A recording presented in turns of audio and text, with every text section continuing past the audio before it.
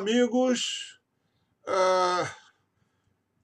o TDT tem crescido no Brasil inteiro, né?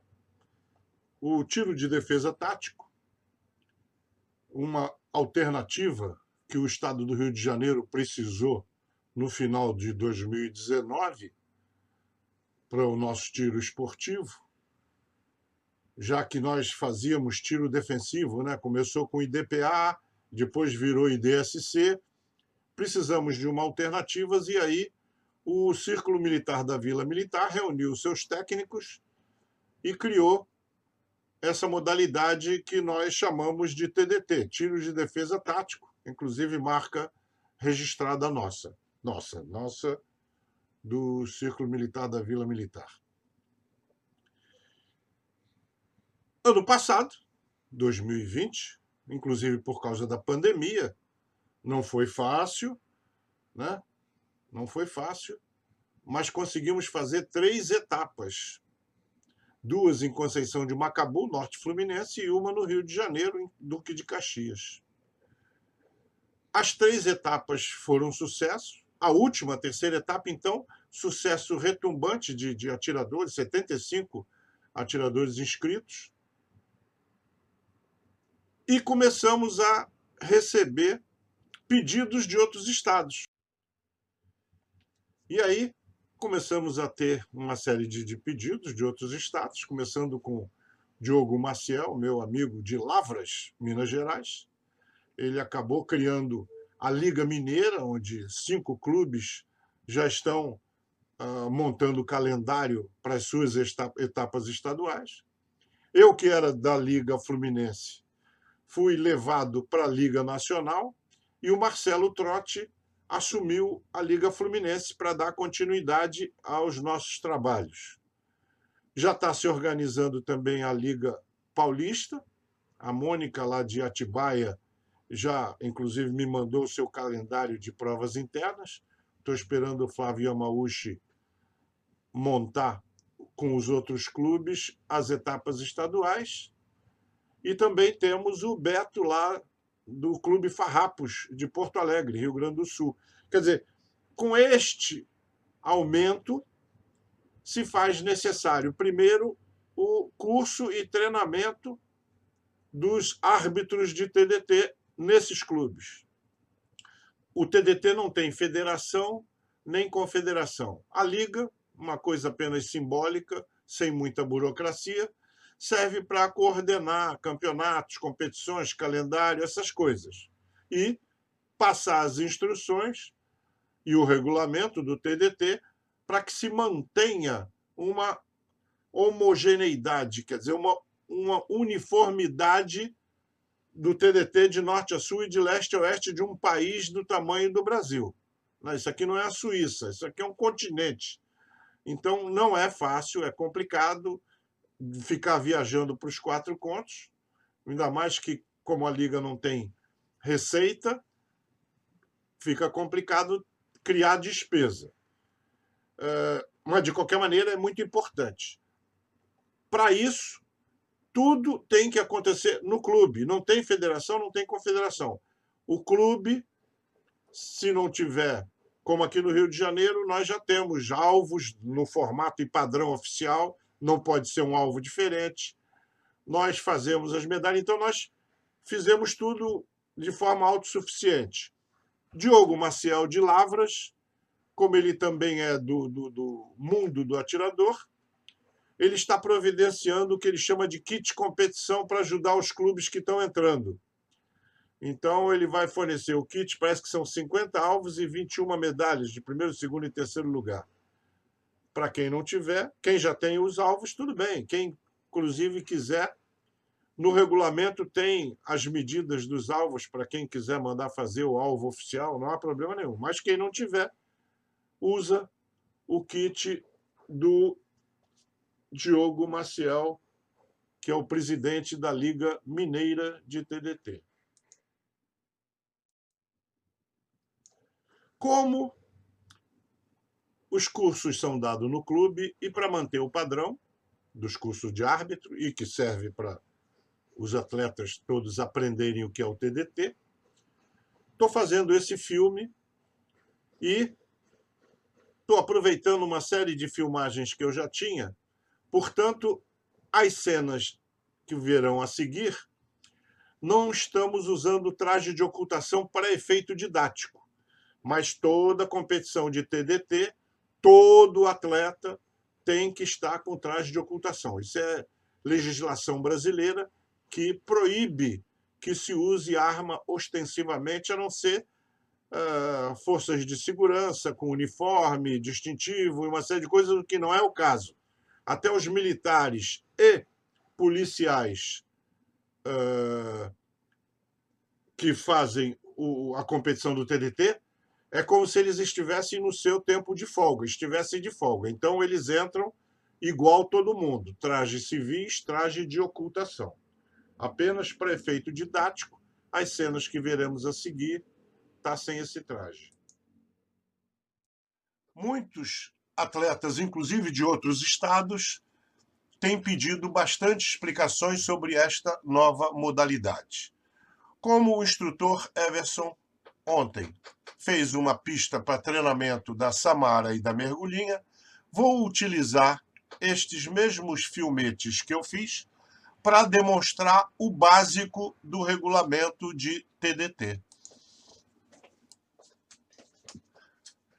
Quando o árbitro dá o sinal sonoro, você está parado numa start line e não tem nenhum abrigo à frente, você está diante de 2 alvos. Quer dizer, no caso ali 3, porque são 2 de papel, e se você olhar bem à direita, por trás do segundo alvo tem um popper plate, que é aquela coisa de metal em pé pequena no chão. Muito bem. Quando, nesse caso, você não tem abrigo, você está desabrigado, tem que sacar e engajar os alvos, obrigatoriamente você terá de fazer os tiros em movimento para trás. Preste atenção, porque não pode dar paradinha na hora do disparo. Tem que ficar em movimento direto, e se der uma paradinha na hora do disparo, para cada paradinha será punido com uma penalidade de 3 segundos acrescidos ao seu tempo. Então, vamos prestar atenção nessa sequência. Tem a start line, ou seja, a linha de início, é dado o sinal sonoro, a atiradora saca e engaja os alvos, sempre em... ali não tem fatiamento, porque ela está de frente, então ali é prioridade. Então ela começa no alvo da esquerda, 2 disparos, depois alvo da direita, 2 disparos, depois derruba o popper plate que vai acionar uma bailarina. Vamos ver a cena. Samara é uma campeã, o que não quer dizer que não precisa treinar também.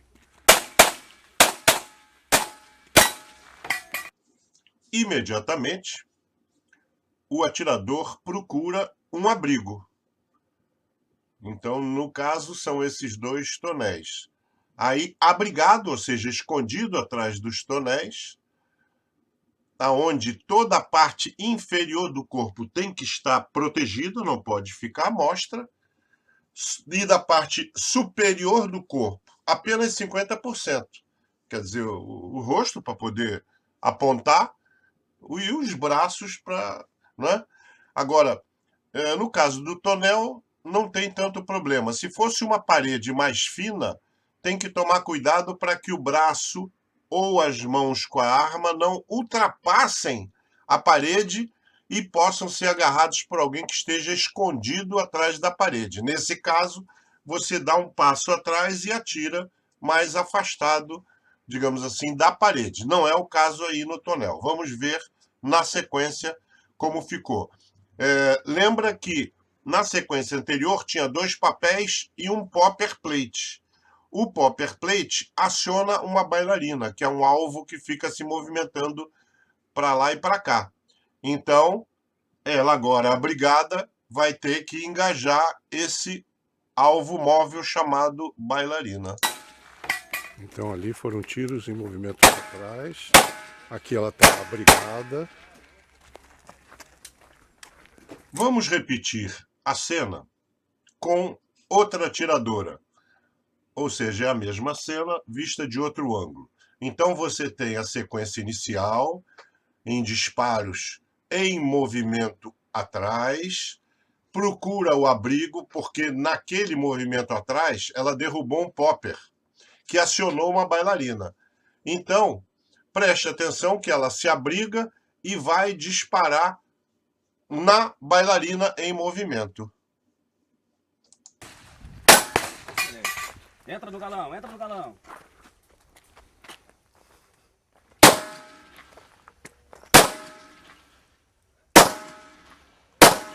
Bailarina é sempre um problema porque ela está em movimento rápido. Resolvida a bailarina, corre para o próximo abrigo e a brigada termina de resolver a pista. Tem mais 2 alvos de papel que são resolvidos pela técnica do fatiamento, ou seja, você está escondida, mete a cara, o primeiro que você observar engaja com 2 disparos. Entra mais um pouco o rosto, vê o segundo alvo, repete, depois dá uma olhada, vê se não tem mais nenhum e, se terminou, para e aguarda o comando do árbitro. Bailarina é sempre um problema porque ela está em movimento rápido.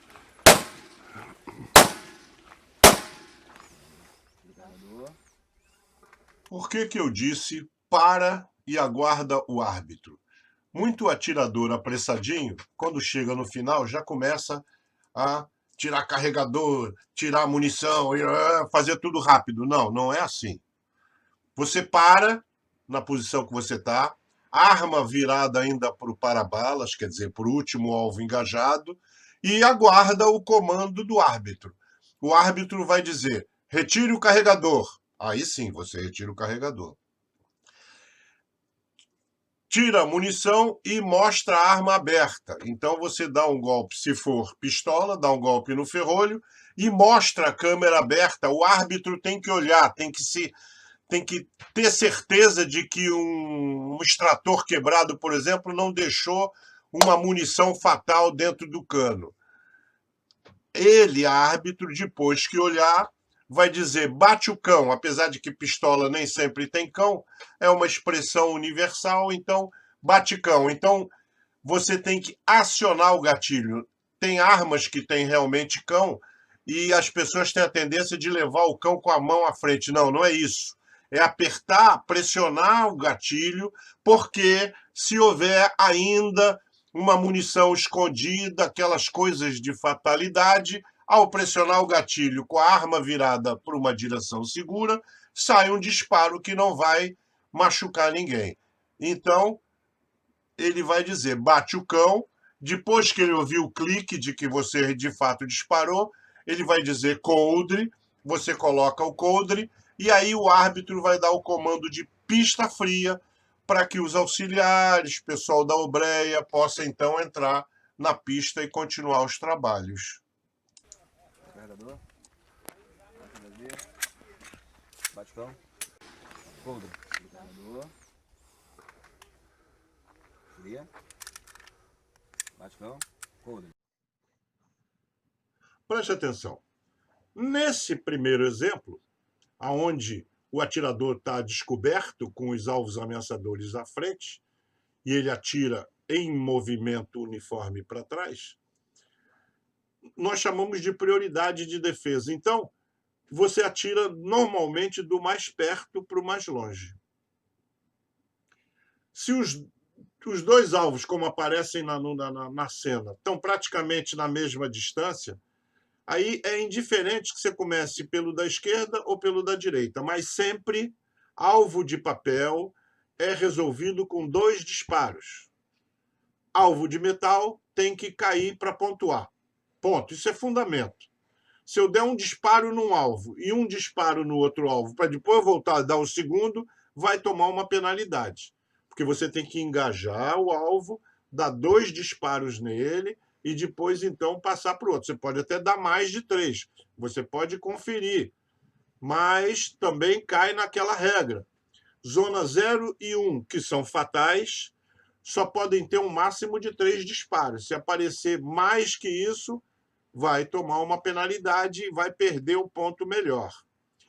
Também a última zona, que é a zona 3, é a zona periférica, ela é considerada não fatal.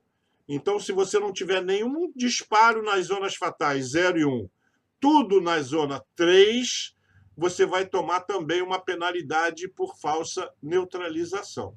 Procuramos fazer uma modalidade de tiro o mais real possível, de acordo com o dia a dia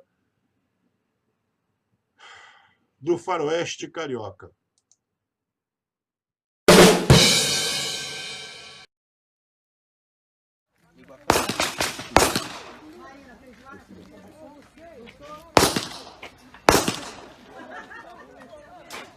À espera.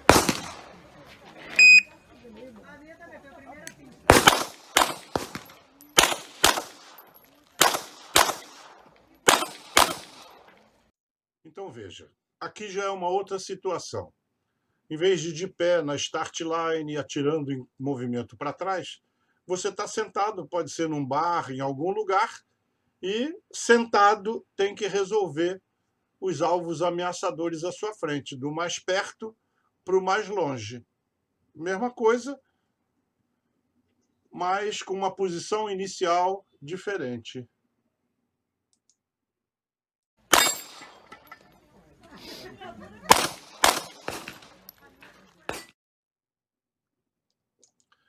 Muito bem. Terminou aqueles alvos ameaçadores, havia um pepper popper, que é uma base de metal pesada, articulada, ela tem uma dobradiça atrás. Quando o pepper cai, ele está preso por um cabo numa bailarina que aciona a bailarina, que é aquele alvo móvel. Então, ele atirou no pepper, atirou na bailarina em movimento e levantou-se para prosseguir, para resolver o resto da pista.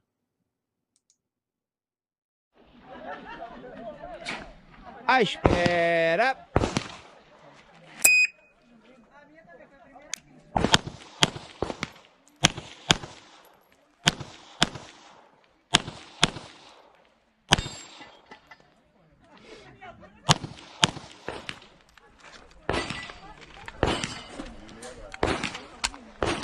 Cobertura, cobertura. Vamos falar de recarga obrigatória. Tem armas que o carregador suporta 15, 16 tiros, tem armas com 19, o pessoal bota um bumper e vai a 21 tiros. Para nivelar todos os atiradores, o TDT convencionou que toda pista que tiver mais de 16 disparos terá uma recarga obrigatória. Em qualquer lugar, de qualquer maneira. Então você troca o carregador do jeito que você quiser e escolhe o lugar desde que abrigado. Você não pode ir em campo aberto e de frente para um alvo ameaçador. Se você se expuser ao alvo ameaçador, é como se ele atirasse em você e vai tomar uma penalidade de 3 segundos. Então, procura uma parede, né, quando você passar de um ponto de tiro para o outro, faça a sua recarga e prossiga normalmente. Então, o que nós vimos nessa pista que eu estou usando como exemplo é, sentado, ele atirou nos alvos ameaçadores, por final ele atirou no pepper popper, acionou a bailarina, ele atirou na bailarina. Aí ele correu, tinha uma parede, aproveitou a parede para fazer a recarga. Quando ele chegou lá, o árbitro ainda avisou cobertura, qualquer coisa assim, porque ele estava com o pé aparecendo. Lembre, você tem que se esconder na parede, só pode aparecer 50% do tronco, né, da parte superior do tronco, ou seja, cabeça e os braços que estão com a arma. Né? Não pode aparecer os pés. Por isso que o árbitro avisou, ele recolheu o pé, tudo bem. Se ele atirasse, tomaria uma penalidade. E agora ele vai atirar, lembre da outra parte da regra. A arma até pode passar da parede. Mão e braço não, porque é como se tivesse alguém escondido ali que com uma paulada, uma faca, derrubasse a sua arma. Então vamos ver.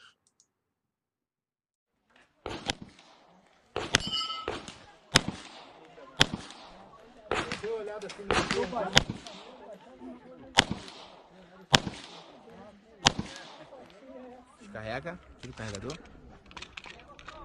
Mostra vazia. Percute. Coldre.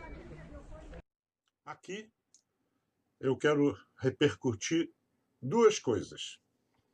Primeiro, fatiamento. Esse é o padrão do TDT de se resolver uma pista. Tirando aquela primeira parte onde você estava de frente para alvos ameaçadores, o padrão do TDT é procurar primeiro um abrigo e depois resolver a pista sempre por fatiamento. Ou seja, o alvo que tiver mais fora, provavelmente é o alvo que você, metendo o rosto, vai ver primeiro. Depois você coloca mais um pouco do rosto para fora, né? Vai ver o alvo seguinte e assim até terminar os alvos. Então, fatiamento é o padrão TDT. Não tem outra forma maluca de resolver uma pista com gente armada. Isso é uma coisa. Segundo, é aquilo que eu vivo batendo tecla. Já chamei a atenção, inclusive, de árbitros. Terminou, né? Eu, por exemplo, quando termino uma pista, eu paro e olho para o árbitro, esperando ele dizer: se terminou, retira o carregador. Aí eu retiro o carregador, boto no cinto. Depois ele diz: abra a arma e mostre aberta. Quando você abre, se tiver munição, ela pula fora. Tem gente que gosta de pegar ela no ar. Eu viro a arma para baixo e pego na mão mesmo. Não sou tão bom assim de pegar no ar. Não importa. O importante é que você, assim que abriu e ejetou a munição, você tem que mostrar para o árbitro. Mostra. Vai ali, mostra para o cara. Faz o cara olhar. Tem árbitro meia-boca que fala, mas não olha. Tem que olhar, porque se o extrator quebrou, a munição continua lá. Se bem que se você está ligado, tirou o carregador e viu a munição pular, mas segurança nunca é demais. Mostra aberta, o árbitro vai olhar e diz: bate o cão. Bate o cão quer dizer percute, aperta o gatilho, não é empurrar o cão devagarzinho para não disparar, não. Você vira a arma para uma direção segura, né, para um para-balas, e aperta o gatilho, porque se o diabo trabalhou para deixar uma munição escondida, nessa hora ela sai, e é melhor dar um tiro no barranco do que fazer uma besteira com a arma no coldre. Depois que você percutir e o árbitro ouvir o clique, ele vai dizer coldre e aí comanda pista fria. Então, foi isso que nós ouvimos o árbitro falar. Pista fria. 19 disparos.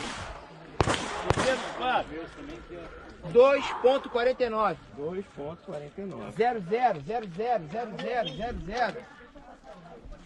00 na bailarina. 00 e 0. Peraí. O último 00. Tudo 0. Muito bem. Dado pista fria, o árbitro, no caso o Juca, presidente da Pro Shooters, ele vai conferir e o atirador pode ir junto para ver a conferência. Nós, do TDT, utilizamos a apuração digital feitas pela startup Pro Shooters. Então, existem 2 aplicativos, um para o árbitro, outro para o atleta. Nesse que a gente está vendo no filme é o do árbitro. Então, ele tem ali a pista, com todos os alvos possíveis, e ele então vai registrando no celular, ou seja, no TDT, você não precisa de ter tablet, notebook, nada especial. Use o seu próprio celular com o aplicativo Pro Shooters, que se baixa normalmente lá na Google Store, Google Play Store, essas coisas. Muito bem. Então você vê que, no caso, o Luiz Niemeyer zerou a pista. O que se chama zerar a pista? Ele atirou tudo na mosca, tudo no 0. 0, 0, 0, 0, 0, 0. Zerou, inclusive, a bailarina móvel. A bicha mexendo lá e, danado, acertou o 0 do alvo. Então, quantos pontos ele vai fazer? O que marcou o relógio. A pista dele foi feita com o tempo do timer. Tá? Se tivesse acertado outras zonas, essas zonas se somariam ao seu tempo final. Se tivesse alguma penalidade, idem. Não teve. E outra coisa, quase toda a pista, eu digo quase porque o briefing pode falar diferente, tem o primeiro disparo normalmente com 3 segundos. Não no caso do sentado. Sentado e a arma já estava sobre a mesa, eu não me lembro quanto era o tempo. Mas quando você está de pé, mãos ao longo do corpo, etc., normalmente é 3 segundos. Se você atirar até 3 segundos, não é considerado. O aplicativo não faz nada, não soma. Você registra, mas ele não soma. Agora, se você registrar 3,01, quer dizer, apenas 1/10, então você vai ter somado ao tempo do relógio todos esses 3,01.